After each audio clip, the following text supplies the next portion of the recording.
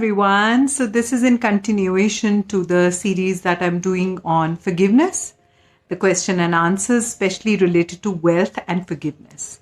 So if you haven't seen the previous video, go ahead and watch it on IGTV.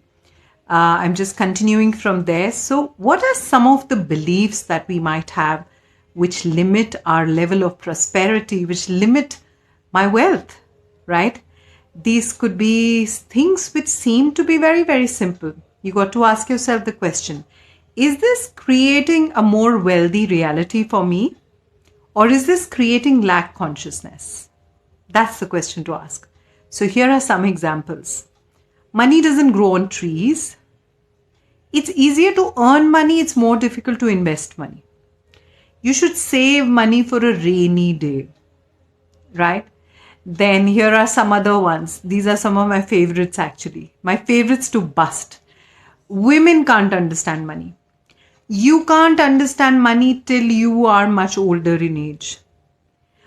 People from certain occupations, certain communities, certain castes. In India, we even have that. Disgusting, but true. All of these, what are these? Limiting beliefs. Beliefs that if you're spiritual, you cannot have money. Right? So what are we trying to say? Money needs to remain in non-spiritual hands. Is that what we're trying to say? Money can't give you happiness. Okay. Now this by itself, for example, there's nothing wrong with saying that money can't buy happiness, provided you're a person who has money and is saying it. When we don't have money and we are saying it, what are we doing? We're simply judging something before even having it. And why are we even connecting happiness and money? It's so complicated, right?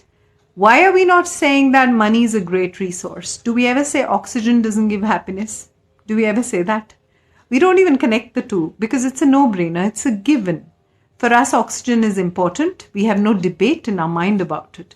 But when it comes to money, it's all contaminated. So this is how you discover whether a belief is for your wealth or against it.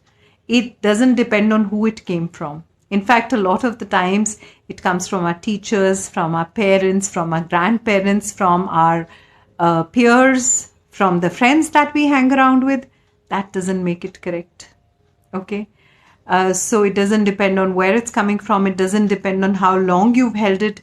It doesn't depend on your gender, it doesn't depend on your geography, on what clan you were born in, none of that.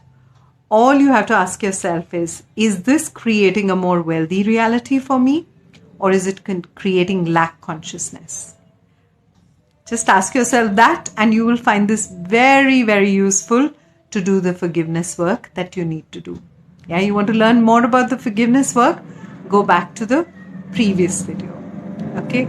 And that's how you will go step by step, discovering the belief first, then tracking where did this come from, then working on forgiving that person.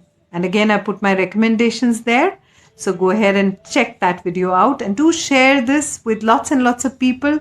I think I dream of a world, I dream of a country where wealth can be in the right hands, where more and more conscious people are wealthy and therefore have the resources to live a life of freedom.